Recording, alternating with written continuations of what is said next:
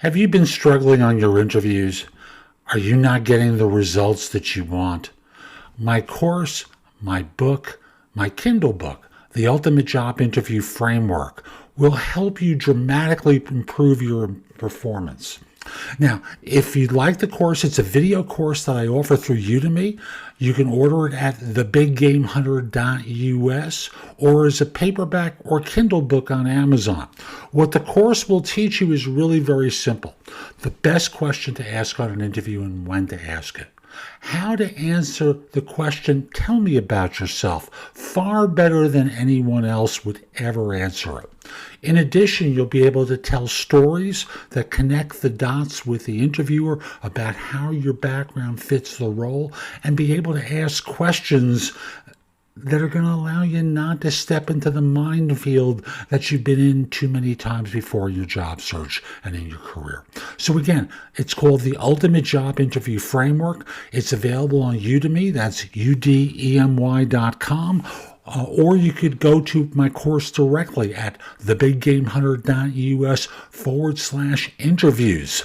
Again, available inexpensively as a course or as a paperback or Kindle book on Amazon. Now let's get back to the show.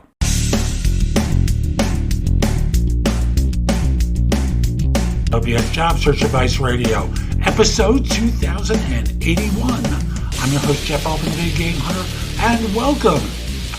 Today is a 30-minute interview with Kate Dixon about salary negotiation mistakes people make much too often. And I know she's right on the money with a lot of this stuff. It's worth becoming conscious of because, frankly, so often negotiations end up in the wrong place because the job hunter doing their own negotiating makes mistakes. Hope you find this helpful. Hope you give it a great review wherever you listen to the show, and we'll be back in just one moment. Support for today's show comes from Career Fitter. Career Fitter is a site where they give you a 60-question test. Takes about 10 minutes.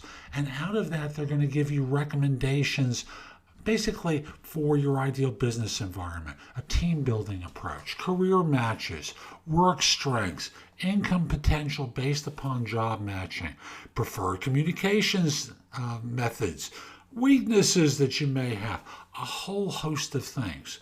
They'll give you a free report. They have a premium report as well.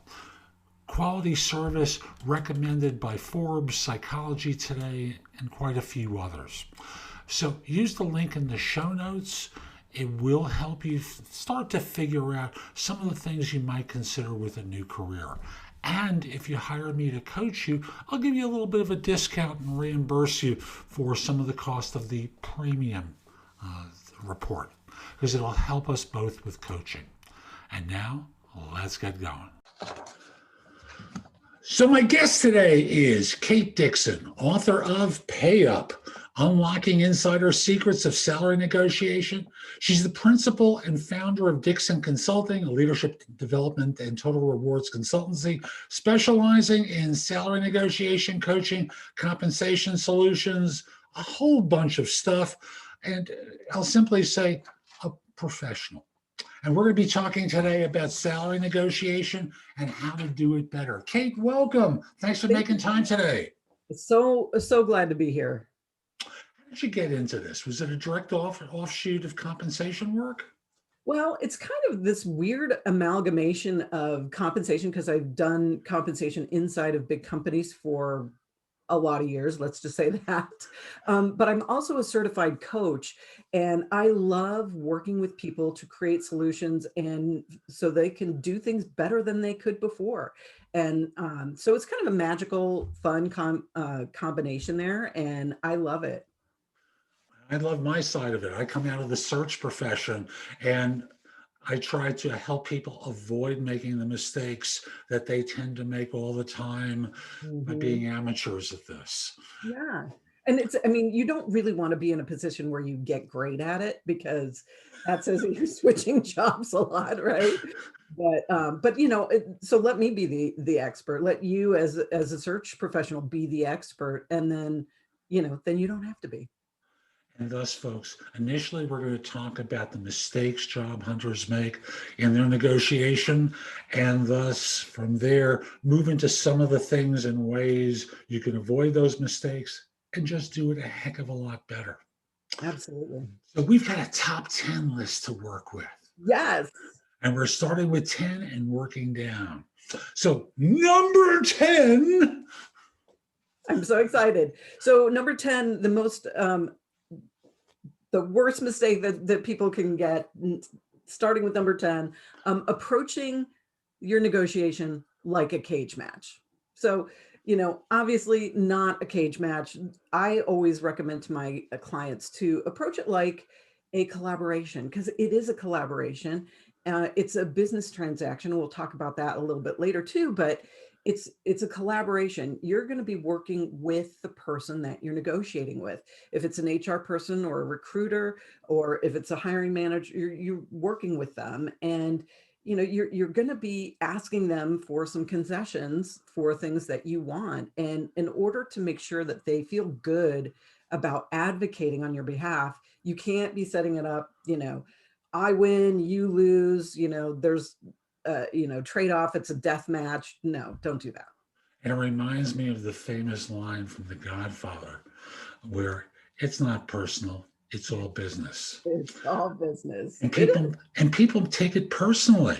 Yeah. And that's another one of the mistakes on the top 10 list too. But yeah. Ooh, I'm sorry, I tipped that one off early. We're just kind of, foreshadowing. It's awesome. Ooh, it's coming attractions. Yeah. And that death match thing, do it or else. Yeah. How does that tend to come across in people's attitudes in the negotiation? Well, it's interesting, because if they get really defensive, when you set it up as a conflict, people tend to get really defensive, and they, do take things more personally, and they may, get a little bit more angry. I just had an executive client the other day who came to me because in his last negotiation, he's a sales guy, right? So nobody better than sales guys to do negotiations. But he said that in his previous negotiation, he had gone, hammer and tong, full cage match. And, he got everything he wanted, but he really damaged some relationships in the company that he went to. And so he came to me because he said, I don't want to do that again. I want to get what I want to get, but I don't want to damage the relationship in the process. And so we helped him get what he wanted and do it in a way that showed the kind of leader that he really is. And then, again, that really makes it so that he was stepping into the organization with some relationships already formed, and they really understood what it would be like to work with him as a leader. And in joining an organization, he had damaged the potential for the halo that new employees have when they join a firm. After all, a firm has spent a lot of time evaluating and assessing and putting their hopes upon you. And when you get in there with boxing gloves on and the hammer and every weapon in your arsenal, they stop really getting excited about you being there, and they're going to exact a pound of flesh on the back end. Yeah. Or it just could be that they get more uncomfortable about the offer itself and all that kind of stuff. Now, I will say this, I have never seen, in all of my years doing this, I've never seen anybody get their offer pulled for negotiating. It just doesn't happen.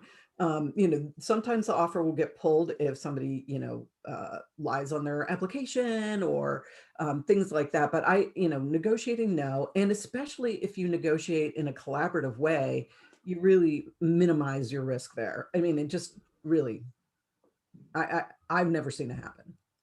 I saw it happen one time, but it's very, very rare, of course. So what's the next one on our list? The next one is practicing what you're going to say in your head instead of out loud, because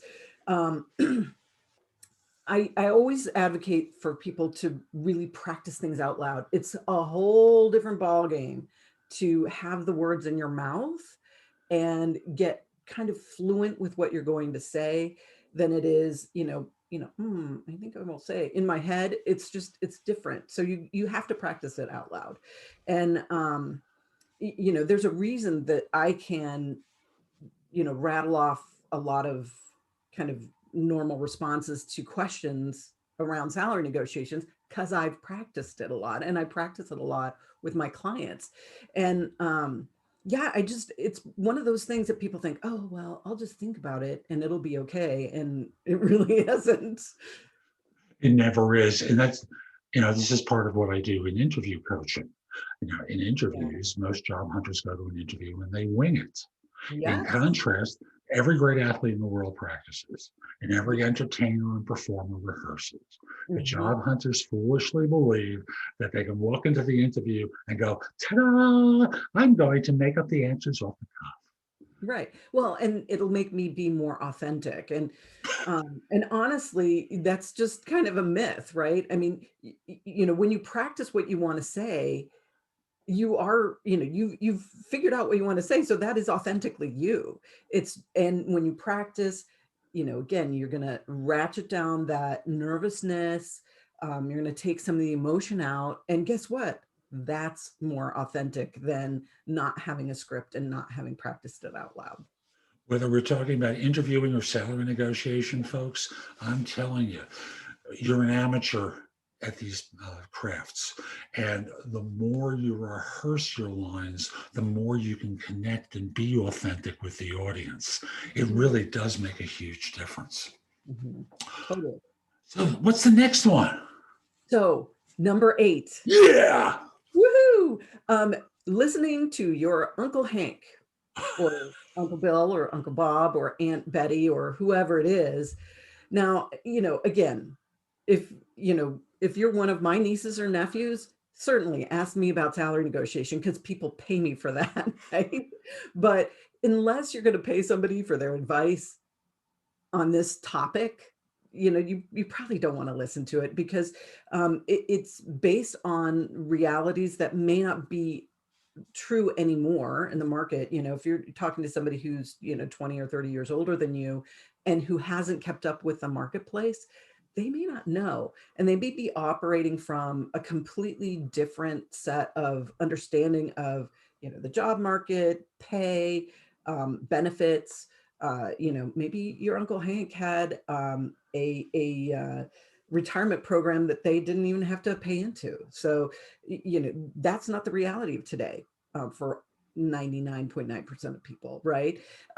So you don't want to necessarily listen to every piece of advice that everybody's going to give you. Make sure you seek out expert advice. I mean, you're such a great expert in the job search process at large.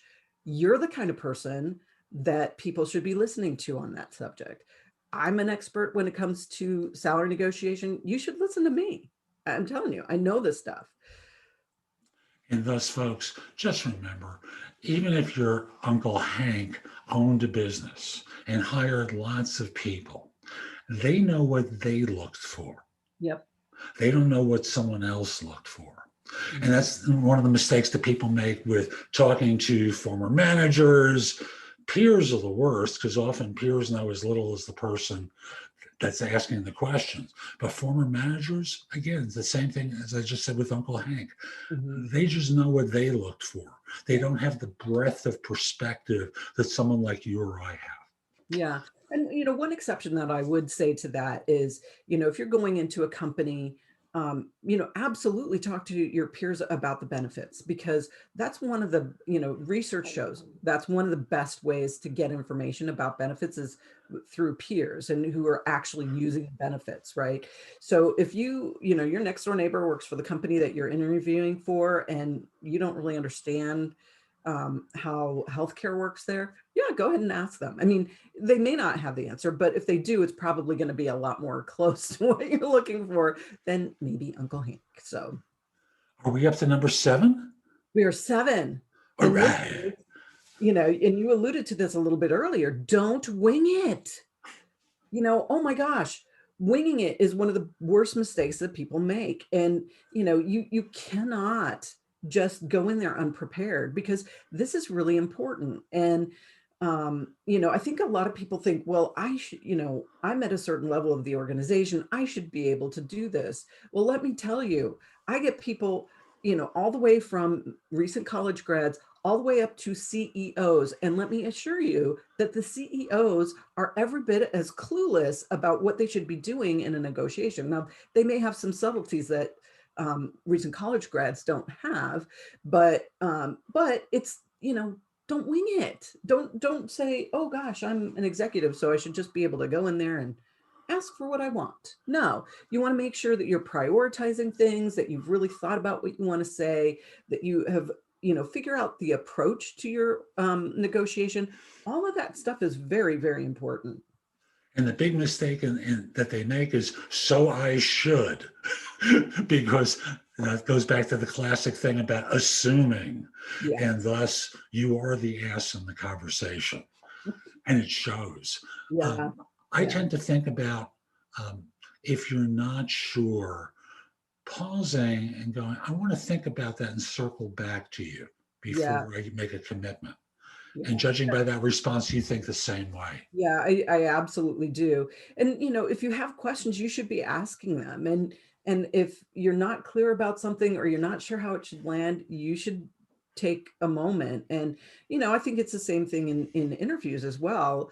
When people ask you a question and you just, rattle off an answer without processing it, that can be dangerous, right? Exactly right. So, number six mistake that salary negotiation folks make is getting hung up on the little things. Now, this sounds like, oh my gosh, I need to negotiate every single thing in my package. And I have actually seen people try to do that, which doesn't land well internally, I will tell you, having been on the opposite end of that. But don't get hung up on the little things. I knew an executive one time who was trying to negotiate his offer, and I was on the inside of the company at the time, and he was comparing every single element that he had with every single element that he would get in the new place. And there was one very minor benefit. I think it was a gym membership benefit. And he was really hung up on the fact that the new company benefit was like, I don't know, a couple $100 less than the old company benefit. And, that is a difference. And the entire package was going to be a magnitude better for him than the place that he came from. And so, getting hung up on a couple $100 on a $500,000 package, that's dumb. And, in the grand scheme of things, you need to look at things holistically, and you're not going to be able to cherry pick every element from everything that you're looking at, either the past or the present or the future or what you've heard. You can't assemble an offer like that, because honestly, companies are making choices about the compensation and benefits that they offer, and those reflect the values of the company. And they can't make everything the best for, over the course of the entire package. It just doesn't make fiscal sense for them. So don't get hung up on the little things. Now, the big things, absolutely, you should be negotiating those, something that's a big delta for you. Go for that. But little things, no, don't do that. It makes you look petty. And I was working with someone recently who I brought into a C-suite role, and the increase was like a 50% increase on his current comp. Mm-hmm. And his wife was beating him up to try and get him to deal with this trivial item. And I reminded him, and he reminded her, bulls make money on Wall Street, bears make money on Wall Street, pigs get slaughtered. Yeah. Yes, absolutely. So true. And that reminds me of what you just spoke about. So we're up to number 5. We're halfway through. Woohoo! Woohoo! So being unclear. So if you are not clear about what it is that's important to you, what you want out of the negotiation, You're going to be one of those pigs. You're going to get slaughtered. It's not going to go well for you. And again, this kind of is a partner to the winging it one. But, again, you should be really prepared for this negotiation by really understanding what it is that's important to you. And it may not be the same thing that's important to your neighbor, but know what is important to you. So, for most people, base pay is a big deal. And it happens to be the biggest part of their pay package until you get to, pretty high levels in the organization. So, base pay is really important. That probably is one of the things that should make it to your list. Maybe it's paid time off. A lot of folks are really, centering in around paid time off or work-life balance, that kind of stuff. That is really important to them. They don't want to be working 80 hours a week. So making sure that you're, centering in around those things that are very important to you and negotiating those, or even selecting the companies and opportunities that you want based on the things that you are clear about, that's really going to help out a ton. You betcha. In the work that I advise people about in constructing a search, Mhm. I ask them to answer a question for themselves. What's most important to you in the next job or organization? What will you need to see or hear to believe it's the right choice for yourself? And I ask them to make up as long a list as they like. And then from there, I ask them, prioritize them. Put it Yes. in order of what's most important down to the least important, and fixate on maybe the top 5 or 6 as must-haves. And maybe it sounds like you're doing the same thing once you get to the negotiation, because it may actually be like, okay, I'm going to review the original list and let's see if there are any changes in my thinking based upon what I've learned along the way, Yeah. and then bringing that into the negotiation. Absolutely. And some of the stuff that I teach people is really, a little bit earlier in the process and more aligned with what you do. And I love the fact that we both have a similar approach. But, there are things about, what I think about the total rewards package. I'm thinking about things that include like company culture and brand recognition and things like that that are that can be very, very important to people. And they're really not things that you can negotiate, but they are things that you can select opportunities based on. So I think that clarity, it really serves people well in both the job search and in negotiation. You betcha. Number 4? Number 4. So spending just a couple of minutes on the offer materials that are sent to you. So that is a huge mistake. And I think this is so funny. People think that, okay, it's all about the conversation and the letter is just no big deal. And what I find is that people who don't read their offer letter don't do as well in negotiations, because sometimes they're asking questions that are clearly answered in the offer letter or in the materials that come with the offer letter, which can be things like the a relocation policy or the benefits. That a lot of places really want to explain how benefits work and what the premiums are and all that kind of jazz. So make sure you read all of that stuff. Spend more than 2 minutes. This is a big deal. So you're really going to want to do the research that you need in order to create your strategy on what to go after. And if the firm sends you a contract to review after they make the offer, get it to an attorney. Mhm. Don't Mhm. fool around with this kind of stuff. You can do a skim and ask the attorney questions, but make sure you have an attorney to help you just ask some of the precise questions to ensure that you're not missing anything. Yeah, I think, you're so right, because one of the worst things that people can do when they're negotiating their pay is to make assumptions, and think that things are going to work the way that they've always worked for them in the past, or they don't know what they're getting into. And those employment agreements or NDAs or all kinds of things like that, which are again more common in higher level jobs. But I just helped a client this weekend negotiate her offer, and it was a, a first job out of school kind of situation.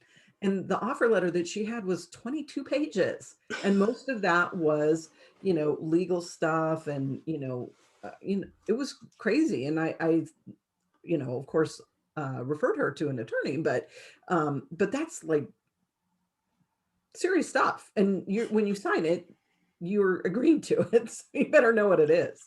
Including some folks are in a position where they have to sign a non-compete. Yeah. And in the non-compete, how long are they going to pay you during the non-compete? What will they pay you? Can you Mhm. afford to do that? Everyone goes into marriage with best intentions. I know, I'm on my third wife. And she's the best one, no question. We've been married for more than 20 years. But a lot of marriages end in divorce, and certainly Yeah. professional marriages end in divorce. Yeah. I totally agree.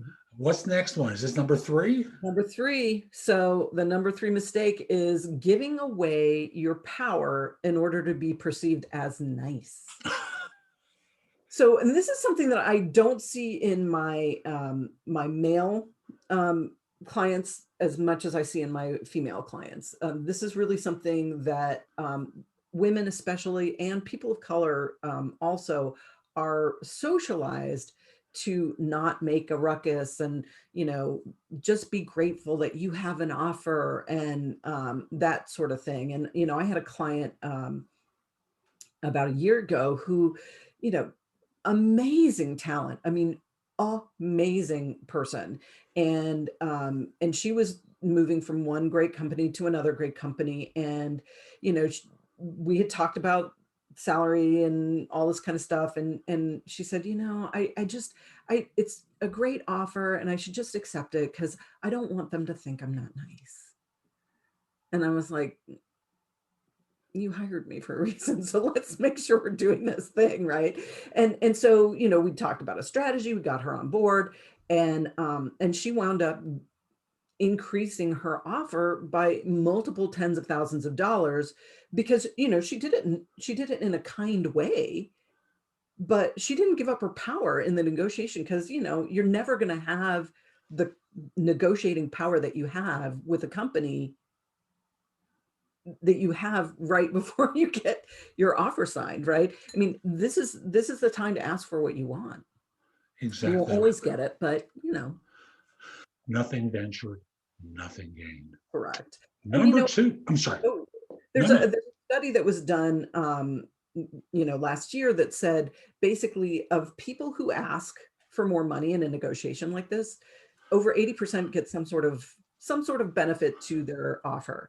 And that's pretty good odds. Now, it's not saying that everybody will. I mean, I have had a client who didn't get more because it was an entry level job, and they weren't able to negotiate. But they went through the process. They gained in the process. They gained some new skills. So I'm confident that those are going to come back to help her later. But yeah. Without a doubt. Okay, next to last one, number 2. Number 2, this is a big one. Taking things personally. This is such a huge mistake. People take things personally in salary negotiations, and it's not personal. It's a business transaction. And the more emotional distance that you can get from, taking things personally, the better you're going to do in negotiations. I was just helping a client earlier this week negotiate between negotiating a higher offer with her current company and negotiating a new offer at a different company. And she was able to kind of take the emotion out and not be quite as tied to the outcomes. And she got brilliant solutions in both places. And now it's going to be a little bit hard for her to make a choice. But, again, taking the emotion out, not taking things personally can have some absolutely stunning results for you. You betcha. I'm going to add one piece to this. Sometimes people have a wife, husband, or partner who really wants them to do such and such. And Mm, because they're now worked into this and they think, and you got to slow down the freight train that's them and say, yeah. look, please relax. Yeah. I got this. I'm going to do the best that I can. Yeah, but, Yeah. and there's this advocacy that goes on. You're not evaluating your worth properly, and all sorts of, I consider these curse words. They get Mhm. thrown at you that make you feel small, that are actually quite useless Yeah. and quite Well, damaging.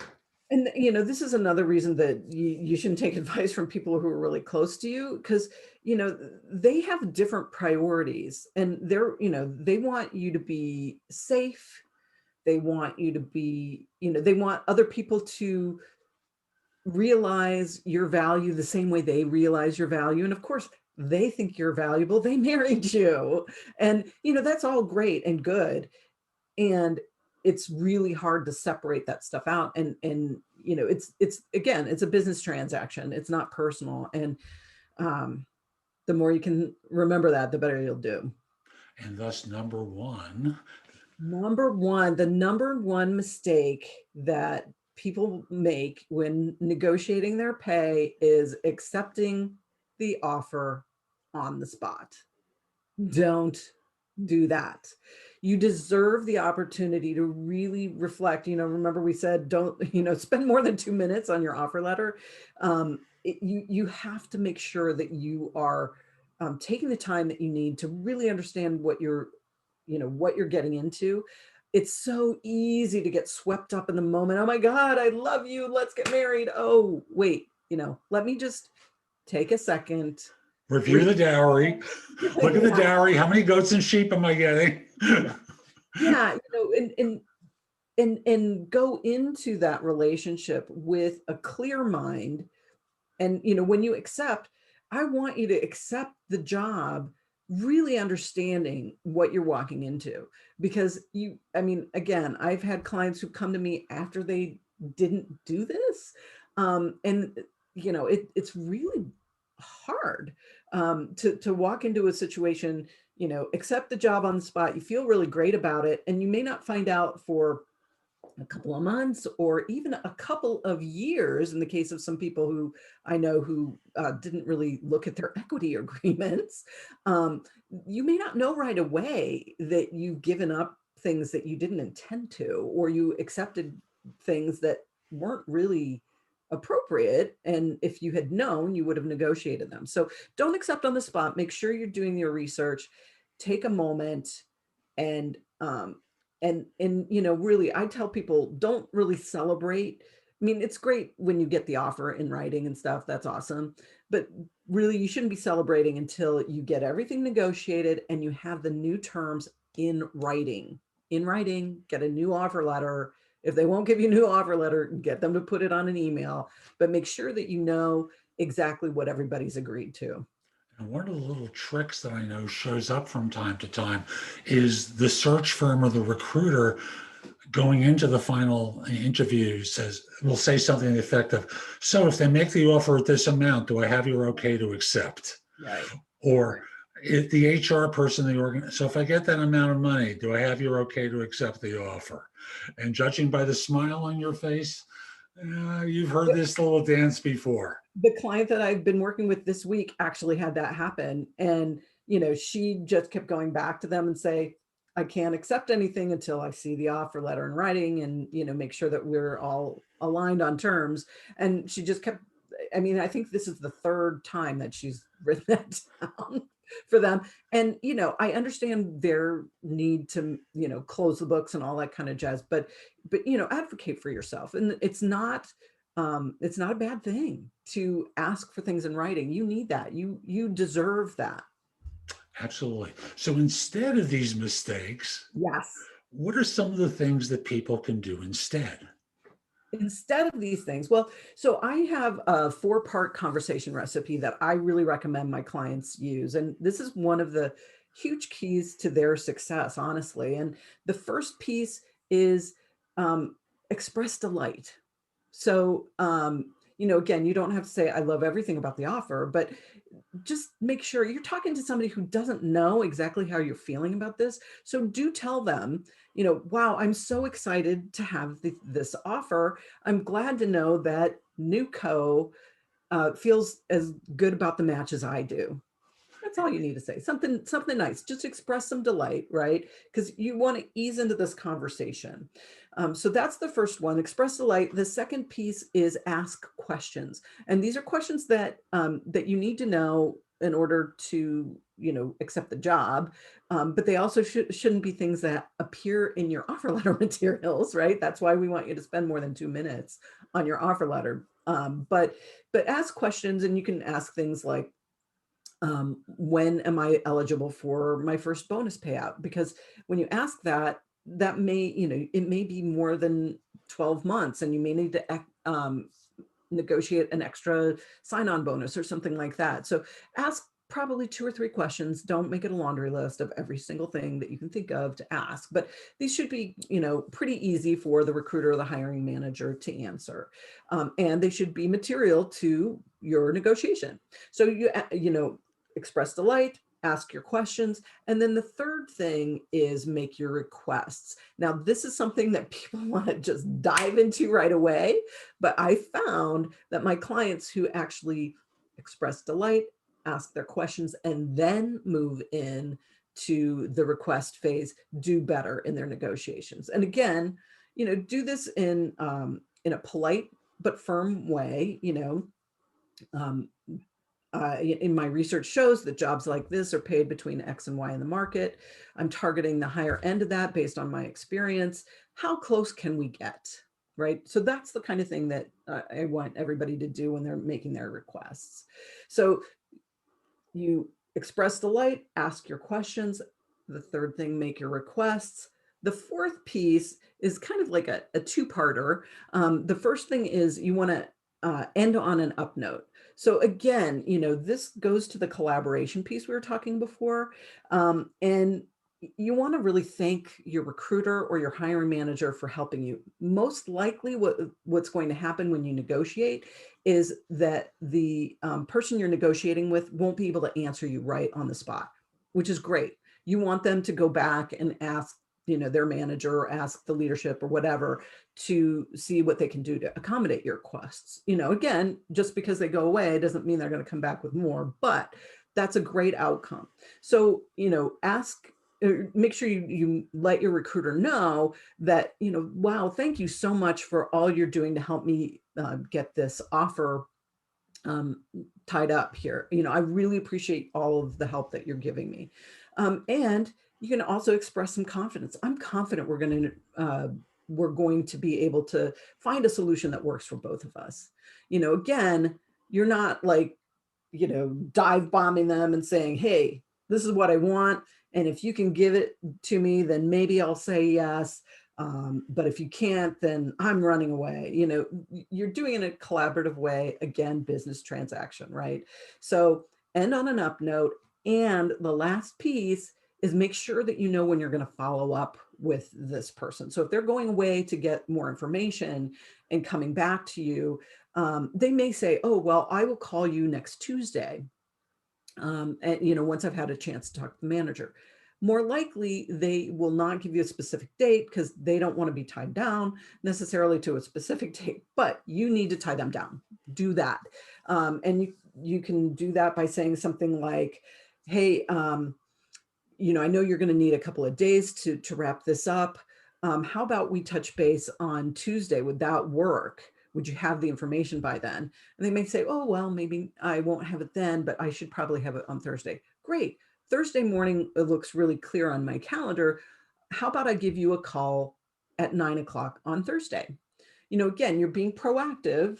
You're showing who you are as a leader, but you're also tying the time down for yourself. So you don't, hang up and go on Tuesday. You're like, oh gosh, I don't know. Why haven't they called me? It's because they don't like me. And all these, terrible things that people do when they're thinking about salary negotiation. And I will tell you, this time between the time that you make your requests and you get an answer, that's the hardest time for candidates. It's the most emotionally fraught time because they're like, oh God, did I do it badly? Did I do it okay? Will they call me? I hope Right. they call me.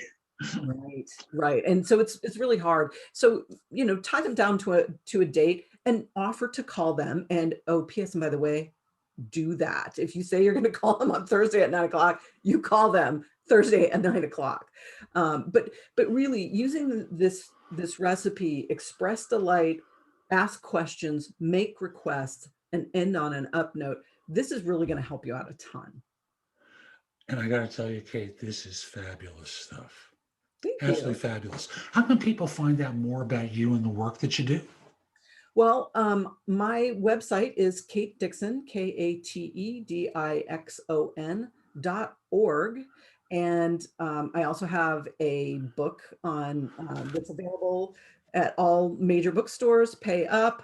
It has all these things in it. Thank you so much.